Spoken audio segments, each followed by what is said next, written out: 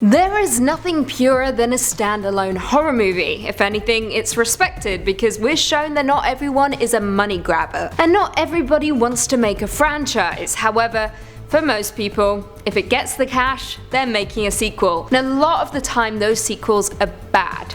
Really bad. So today on Top 5 Scary Videos, I'm going to be counting down our list of the top 5 worst horror movie sequels, part 3. Let's jump in. Coming in at number 5, Silent Night, Deadly Night, Part 2, 1987. Silent Night, Deadly Night Part 2 is a 1987 black comedy slasher film edited, written and directed by Lee Harry and is a direct sequel to the 1984 Silent Night, Deadly Night. The plot focuses on Ricky Caldwell, the brother of Billy Chapman, and his own trauma regarding his parents' Christmas Eve murders, which triggers his own killing spree. Much like a movie later on our list, the film relies heavily on flashbacks, utilizing around 25 minutes of archive footage from the original movie. Now, the filmmakers tried to cover the awful job they did on the movie by blaming the dismal amount of money they were paid to make it. Originally, they say, they were told to re-edit the first film and pass it off as a sequel. However, that didn't happen, thank God. Upon release, the film was heavily panned due to the excessive use of footage from the original, and on Rotten Tomatoes, the film has a 0% rating with an average score of 3 out of 10. Take my word for it, this film was utter trash and will forever remain that way. Speaking of trash, in at number 4, The Stepfather 3, Father's Day, 1992. Now, right off the bat, I should preface by saying this movie is pure trash. There are no two ways about it. It's trash every day of the week. Stepfather 3 is a 1992 slasher film directed and written by Guy Mager. It is the second sequel to the 1987's The Stepfather and concerns the titular serial killer seeking out yet another all-American family to become a part of, using plastic surgery to disguise himself from the authorities, aka to cover the fact that the original actor did not want to reprise his role in this film. Now, reviews of the film varied, which is surprising because I was expecting all bad, but alas, we can't have everything. Tony Scott from Variety stated, I quote, "The film lurches on without much credibility," before going on to say, "Blood spurts, but director Guy Mager doesn't make the horror convincing. The simplistic storyline and the unconvincing portrayal by Whiteman haven't been enhanced by indifferent production values." Yikes. To this date, the film has only ever been released on DVD in Germany, with no plans being made to release it in the United States. That's savage, and says a lot. Also, the tagline of the movie is, I don't even want to say it, "Daddy's been working in the garden again." Lol.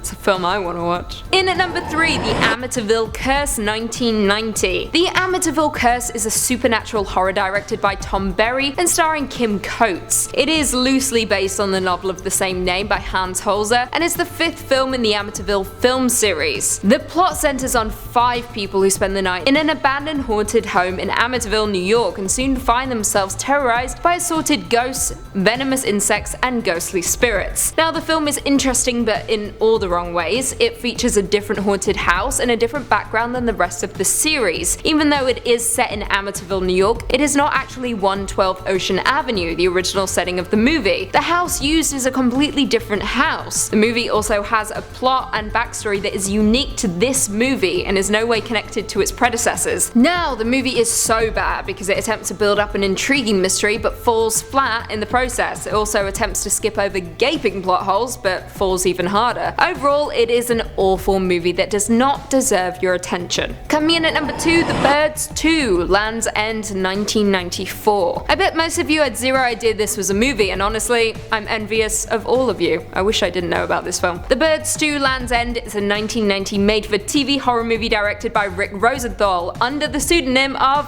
Alan Smithee. For those who don't know, Alan Smithee is an official pseudonym used by film directors who wish to disown a project. Anyway, the plot of the sequel is very similar to the original. Biology teacher and Somali Civil War veteran Ted and his wife and children move to a summer house on an island after the death of their son. While there, flocks of birds start attacking individuals for no apparent reason. The town mayor denies the birds' role in the injuries, but is forced to believe after further incidents of violence by the birds. Now, surprisingly, Tippi Hedren, star of the original movie, actually appeared as a supporting role, but not as her original character. Hedren was actually disappointed that she did not get a starring role, even stating, I quote, "I wish that it was more than a cameo. I think they made a mistake by not doing that, but it has helped me to feed my lions and tigers." Weird flex, but okay.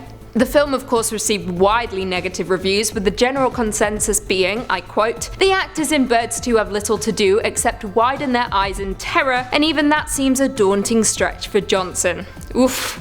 I felt that. Tippi Hedren went on to say that the movie was absolutely horrible and utterly embarrassing to her.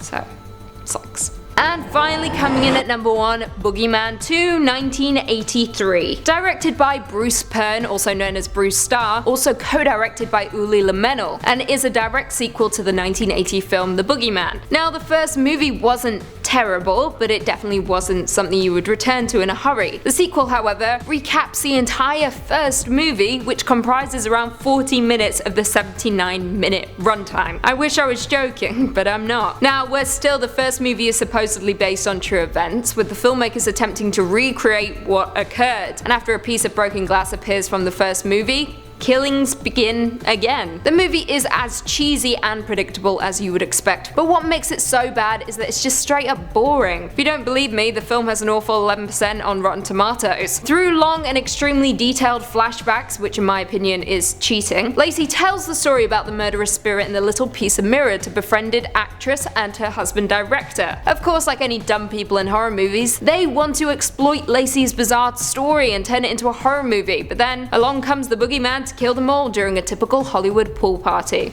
What a shame. Guys, I honestly can't stress enough how terrible this movie is, and how painful it was to watch around 50 minutes of stock footage on my screen. If you want more entertainment, just pull up Shutterstock.